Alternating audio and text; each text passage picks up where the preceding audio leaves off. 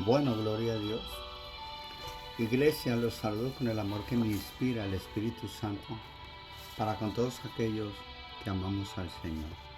Gloria a Dios. Vamos entonces en esta noche, hermanos, a tener el mensaje que Dios tiene para nosotros en esta noche. Pero antes vamos a orar para darle la gloria y la honra a Dios y estar en la presencia de Dios. Gloria a Dios, alabado sea el Señor. Oremos, hermanos. Señor, te damos gracias, te alabamos, te bendecimos, oh Dios. Venimos delante de ti, Padre Celestial, en sacrificio vivo, santo, agradable a ti, que es nuestra culto razón. Señor, queremos que tú nos libres de todo mal y de todo peligro, Señor. Te damos gracias, Señor. Padre nuestro que estás en los cielos, santificado sea tu nombre. Síguenos bendiciendo, oh Dios, para estar apartados estos de estas pestes, de estas situaciones difíciles, de esta pandemia, de todas estas cosas que nos causan mal, Señor. Te damos gracias porque sabemos que tú estás al cuidado de nosotros, Señor. Porque nuestro socorro viene de Dios que hizo los cielos y la tierra. Te damos gracias, Señor. En el nombre de Cristo oramos. Amén y amén. Bueno, gloria a Dios. Quiero, hermanos, hablarles sobre la responsabilidad del creyente. Porque la responsabilidad del creyente es crecer espiritualmente, gloria a Dios. Porque tenemos que vivir una vida espiritual, gloria a Dios. Alabado sea el Señor. Pero vamos al texto de Romanos 12:1, gloria a Dios. Hermanos, vamos a Romanos 12:1 y vamos a hablar a los jóvenes, pero es una verdad para todos nosotros aquí esta noche, para tanto jóvenes como adultos, amén. Gloria a Dios. Dice la palabra en Romanos 12:1. Así que, hermanos, os ruego por la misericordia de Dios que presentéis vuestros cuerpos en sacrificio vivo, santo, agradable a Dios, que es nuestro culto racional. No os conforméis a este siglo, sino transformados por medio de la renovación de vuestro entendimiento, para que comprobéis cuál sea la buena voluntad de Dios, agradable y perfecta. Hermano, déjeme decirle que este texto es tan importante para todos nosotros. Pues no puedo enfatizar este texto suficientemente, pero tenemos verdades aquí que nos pueden ayudar en la fe cristiana. Por medio de las verdades que encontramos acá, vamos a crecer en nuestra conformidad, es decir, espiritualmente en Cristo. Primeramente, versículo 1 dice, así que, hermanos, os ruego por la misericordia de Dios, que presentéis vuestros cuerpos en sacrificio vivo. Pablo está diciendo a los hermanos que hagan lo más difícil. No, él está diciendo, él le está diciendo realmente es que estemos en Cristo. Pero no, él no está pidiendo plata, él no está diciendo que deben entregar sus casas, sus carros, sus bienes. Pablo lo que está pidiendo a sus hermanos, que entreguen sus propias vidas, que pierdan sus vidas, que entreguen todo lo que son a los pies de Jesucristo. Eso es lo que está diciendo el apóstol Pablo. Gloria a Dios, alabado sea el Señor. Ahora, primero podemos ver la motivación bíblica porque debemos entregarnos totalmente a Cristo. Por eso vamos ahora primero a ver esto, a ver la motivación bíblica porque debemos de entregarnos totalmente a Cristo. Él dice en el versículo 1, así que, hermanos, os ruego por las misericordias de Dios. Es decir, la motivación de la vida cristiana es la misericordia de Dios. En este contexto, Pablo está refiriendo a los primeros 11 capítulos del libro de Romanos. Las palabras que aquí encontramos son casi lo mismo en el libro de Efesios. En los primeros 3 capítulos encontramos la teología más profunda de toda la Biblia. Allí él está hablando de todo lo que Cristo ha hecho por nosotros, todo lo que Dios ha hecho a través de Cristo Jesús por nosotros. Cuando Pablo llega al capítulo 4, él dice, así que entonces debemos vivir así de esta manera. Entonces, ¿dónde vamos a encontrar la motivación para vivir la vida cristiana como debemos? ¿Dónde vamos a encontrar la motivación? En la persona y obra de Jesucristo. Ahí es donde está nuestra motivación. Aquí en el libro de Romanos capítulo 12, él dice, así que hermanos os ruego por la misericordia de Dios que presentéis vuestros cuerpos en sacrificio vivo. La misericordia de la misericordia de Dios. Pablo ya define en los primeros 11 capítulos de teología. Pablo describiendo todo lo que Dios ha hecho por nosotros en la persona y obra de Jesucristo. Gloria a Dios. Siempre escucho a los cristianos diciendo, es que no, pastor, no tengo motivación. O no tenemos motivación. Pastor, es que mi corazón se ha apagado. Entonces, ¿qué hacen? Van a una conferencia donde hay un montón de música y pastores que prediquen muy bonito. Y tienen la motivación, pero dura más o menos 2 o 3 días. De ahí, ¿qué pasa? Ya les falta la motivación de nuevo. ¿De dónde viene el fuego verdadero? ¿De dónde viene la motivación que necesitamos? Para entregarnos totalmente a Cristo, la motivación proviene de Cristo. Y es un problema en la iglesia siempre. En las iglesias, en nuestras prédicas siempre estamos diciendo al pueblo de Dios lo que debe de hacer. Pero lo que debemos hacer es predicar la gloria de Cristo. Sí, lo que debemos de hacer es predicar la gloria de Cristo. La obra de la gloria de Cristo en la cruz. La gloria de Dios a través de Cristo. En la conversión de un ser humano para que sea una criatura nueva. Tenemos que aprender quién es Dios. La gloria de Dios. Tenemos que aprender quién es Cristo y la gloria de Cristo. Oh, aleluya, gloria a Dios. Tenemos que aprender qué significa Cristo. Tenemos que aprender que Cristo significa que Cristo murió por mí. Como digo, cuando hablamos de la muerte de Jesucristo, muchos no se animan. Y muchos no se animan mucho, ¿por qué? Porque no entienden de verdad lo que ha sucedido en la cruz del Calvario. Ellos no han podido entender que Cristo en la cruz llevó nuestros pecados, llegó a ser pecado, llegó a ser una maldición ante su propio Padre. Su Padre mismo lo desamparó en la cruz y derramó sobre su único Hijo toda su ira, toda su furia, todo su aborrecimiento contra nuestro pecado.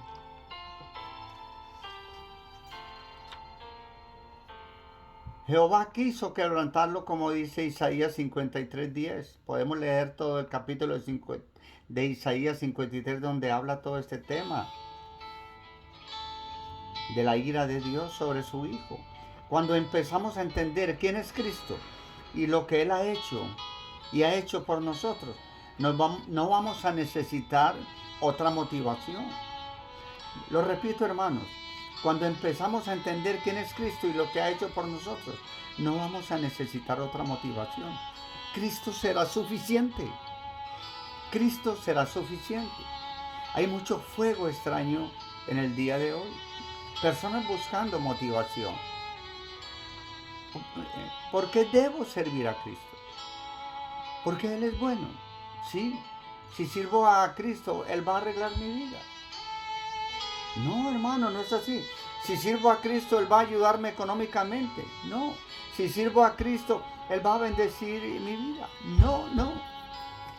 Seguro que no, hermano. La motivación debe de ser: yo sirvo a Cristo porque Él es digno. Él murió por mí. Esta es la motivación verdadera. Y debe de ser: yo sirvo a Cristo porque Él es digno. Él murió por mí. ¿Qué más necesito? Por eso muchas prédicas en el día de hoy nos enojan, especialmente entre los movimientos carismáticos que están hablando de dineros y carros y casas y ropa y fama. No es suficiente que Cristo murió por nosotros. ¿Será que no es suficiente que Cristo murió por nosotros? Hermano, ¿qué importa? ¿Qué importa que seamos pobres toda nuestra vida? ¿Qué importa si sufrimos toda la vida en el cuerpo? ¿Qué importa? Cristo murió por mí. Es suficiente. Le voy a servir, le voy a adorar, voy a trabajar para avanzar en su reino. Cristo murió por mí. Oh, aleluya, gloria a Dios. Porque el hombre debe de ser fiel a su esposa. ¿Por qué el hombre debe de ser fiel a su esposa? Porque Cristo murió por ella. La esposa debe de honrar a su marido. ¿Por qué? Porque Cristo murió por ella, por él. Porque los padres deben invertir su vida en el bien espiritual de sus hijos. Porque Cristo murió por ellos. Oh, alabado sea el Señor. ¿Por qué los hijos deben de someterse y honrar a sus padres? Porque Cristo murió por ellos. No necesitamos otra motivación, porque esta es la motivación correcta. ¿Qué es más glorioso que el Evangelio de Cristo? ¿Qué es más fuerte que el Evangelio de Cristo? ¿Por qué necesitamos ahora otra cosa? No, hermano, lo que necesitamos es una visión bíblica de la gloria de Dios. Una visión bíblica de la gloria del Evangelio y lo que ha hecho Cristo por nosotros.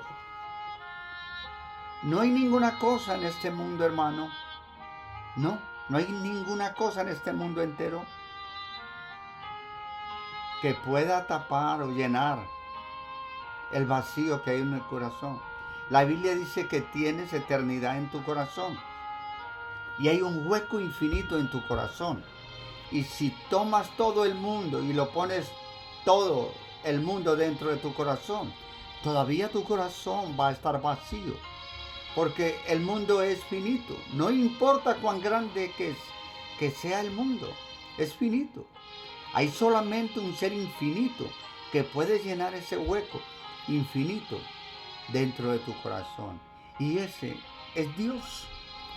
Alabado sea el Señor. Mira, hermano, en el cielo, después de millones de años, nosotros no nos vamos a aburrir. Porque cada día, si se puede decir tal cosa, una reflexión más grande de Dios y un gozo y una alegría más grande. Nunca vamos a comprender todo lo que hay en la gloria de Dios. Yo digo muchas veces a los hermanos, ustedes hablen bastante de la segunda venida de Dios. ¿Cuándo viene? ¿Cómo va a venir? Sabes que vas a entender todo lo que se encuentra en el libro de Apocalipsis. Eso lo puedes entender. El día que Cristo regresa, pero vas a pasar millones y millones de eternidades en el cielo. Y todavía no vas a comprender la gloria de Dios en el Evangelio de Cristo. Entonces, ¿qué necesitamos para tener una motivación en la vida cristiana? Pues necesitamos a Cristo. Oh, hermano, usted no me está entendiendo. Necesitamos a Cristo. Necesitamos verdad, necesitamos doctrina, necesitamos teología. Un cristiano no puede sobrevivir y no puede crecer solamente con leche. Muchas personas dicen, yo no quiero teología, yo solamente quiero a Dios. Otras personas dicen, yo no quiero tener que ver nada con doctrinas, solamente quiero a Jesús. ¿Saben lo que están diciendo ellos? ¿Saben ustedes lo que están diciendo ellos? Están diciendo, yo no quiero todas esas bendiciones de Dios. ¿Me entienden? Están diciendo, yo quiero todas esas bendiciones de Dios. Eso es lo que están diciendo. Yo quiero todas esas bendiciones de Dios, pero no quiero saber nada de Dios. Yo quiero tener todas esas bendiciones de personas y obras de Jesucristo, pero no quiero saber nada de Jesús. Porque la palabra teología viene de dos palabras griegas. La palabra teo significa Dios y logos, que significa discurso. Es decir, teología es un discurso sobre Dios. Su necesidad más grande es más conocimiento bíblico de la persona de Dios. La palabra doctrina proviene de la palabra hebrea que significa enseñanza. Así es pues que, hermanos, ¿por qué sufre su familia? ¿Sí? ¿Por qué su familia sufre? Porque la iglesia sufre. ¿Por qué tú mismo sufres? Mi pueblo está destruido por falta de conocimiento. Donde no hay visión, el pueblo de Dios sufre. No es cierto. Y muchos pastores dicen, si donde no hay una visión, tenemos que tener una visión de un ministerio grande. No es lo que este texto significa. En el contexto, en hebreo, cuando el autor dice, el pueblo no tiene visión y sufre, lo que quiere decir es, donde el pueblo de Dios no tiene una revelación de la voluntad de Dios, sufre y se destruye. Eso es lo que quiere decir el texto. Lo que quiere decir es, donde el pueblo de Dios no tiene una revelación de la voluntad de Dios, sufre y se destruye.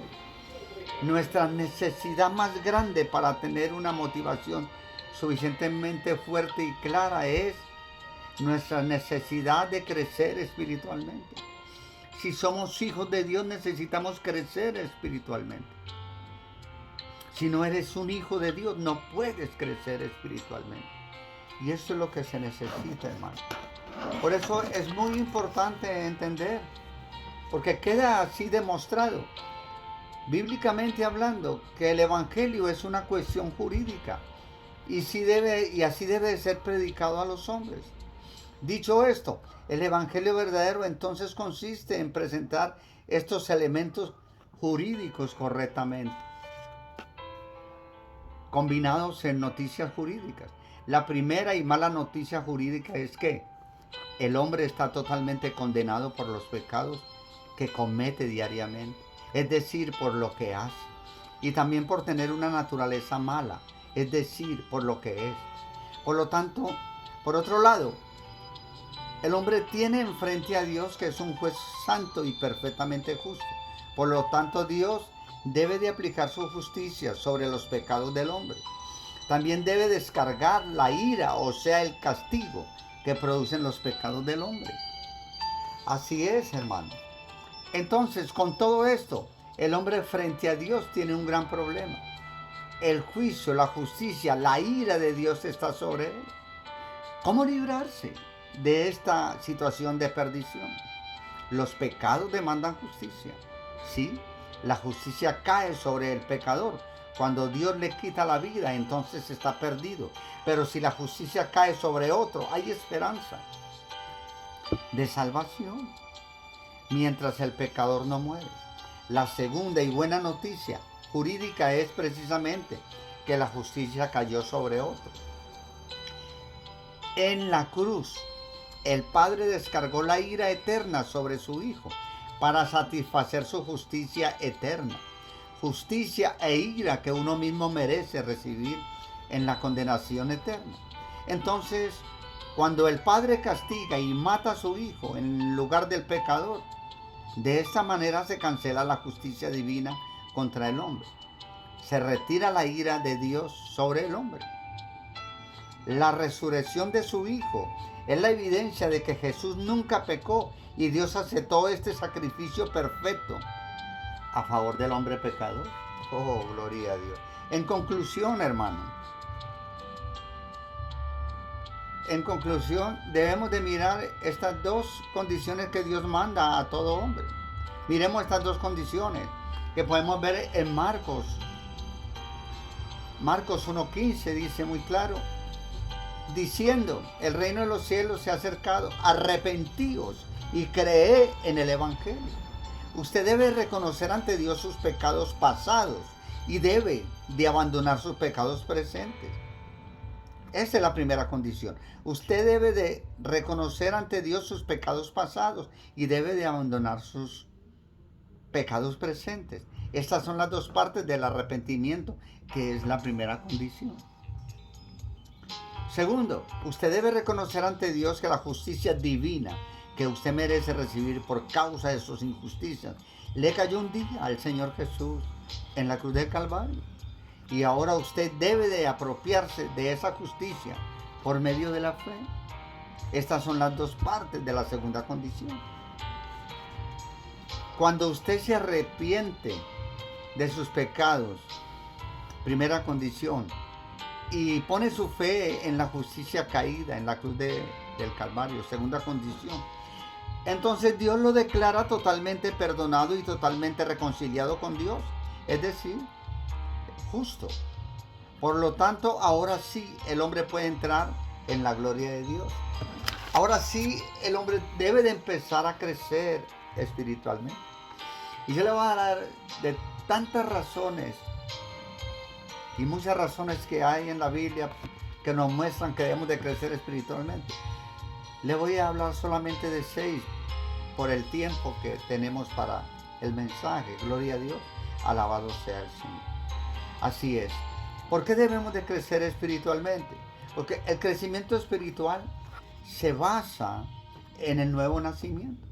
En otras palabras, el crecimiento espiritual basado en una salvación real, como la que acabamos de ver. No podemos hablar de crecimiento espiritual si no tenemos vida espiritual. Si no hemos nacido de nuevo y hemos recibido el perdón de Dios. Como vemos en 2 Corintios, de modo que si alguno está en Cristo, nueva criatura es. Las cosas viejas pasaron, he aquí todas son hechas nuevas. Somos nuevas criaturas. Debemos de empezar a vivir una vida espiritual, es decir, a crecer espiritualmente. Pero yo les voy a... Miren la primera razón por la cual debemos crecer espiritualmente. La primera razón por la que debemos de crecer espiritualmente es porque hemos nacido de nuevo, así de sencillo. Se trata primero de un asunto individual, porque la salvación es individual, para aquellos que han sido adoptados por Dios. Vayamos a Juan 12, a Juan capítulo 1, 12, 13. Mas a todos los que le recibieron, a los que creen en su nombre, les dio potestad de ser hechos hijos de Dios, los cuales no son engendrados de sangre, ni voluntad de carne, ni voluntad de varón, sino de Dios. Alabado sea el Señor. Esta es la primera razón por la que debemos de crecer espiritualmente. Segunda razón por la cual debemos de crecer espiritualmente. Porque tenemos el Espíritu Santo de Dios. Necesitamos vivir bajo la influencia del Espíritu Santo para crecer espiritualmente. Alabado sea el Señor. Vayamos a Efesios 5. Podemos entender que debemos de crecer, que la segunda razón por la que debemos de crecer espiritualmente es porque tenemos el Espíritu Santo de Dios. Efesios capítulo 5, versículos 5 al 8. 5 al 18, gloria a Dios. Dice la palabra de Dios. Porque sabéis esto, que ningún fornicario o inmundo o avaro, que es idólatra, tiene herencia en el reino de Cristo y de Dios. Nadie os engañe con palabras vanas, porque por estas cosas viene la ira de Dios sobre los hijos de desobediencia. No seáis pues partícipes con ellos, porque en otro tiempo erais tinieblas, mas ahora sois luz en el Señor. Andad como hijos de luz, porque el fruto del Espíritu es toda bondad, justicia y verdad, comprobando lo que es agradable al Señor. Y no participéis de las obras infructuosas de las tinieblas, sino más bien reprenderlas. Porque vergonzoso es aún hablar de lo que ellos hacen en secreto. Mas todas las cosas, cuando son puestas en evidencia por la luz, son hechas manifiestas, porque la luz es lo que manifiesta todo. Por lo cual dice, despiértate tú que duermes y levántate de los muertos, y te alumbrará Cristo. Mira pues con diligencia cómo andéis, no como necios, sino como sabios, aprovechando bien el tiempo, porque los días son malos. Por lo tanto, no seáis insensatos, sino entendidos de lo cual sea la voluntad del Señor. No os embriaguéis con vino en la cual hay desilusión, antes bien, sé llenos del Espíritu Santo. Gloria a Dios, hermano. Así es, hermano. La segunda razón por la cual debemos crecer espiritualmente es porque tenemos el Espíritu Santo de Dios. Pero miremos ahora la tercera razón por la cual debemos de crecer espiritualmente. Así como debemos de crecer en el conocimiento de la gracia de Dios, debemos de crecer también espiritualmente. Gloria a Dios. Alabado sea el Señor. Esta gracia incluye el aspecto experimental de haber sentido el perdón de nuestros pecados y el profundo amor de Dios. Si no conocemos de una manera profunda la gracia de Dios, no podemos compartirla con otras personas. Vayamos a 2 de Pedro 3:18. 2 de Pedro 3:18.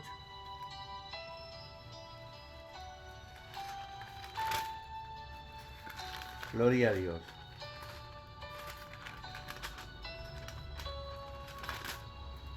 Alabado sea el Señor.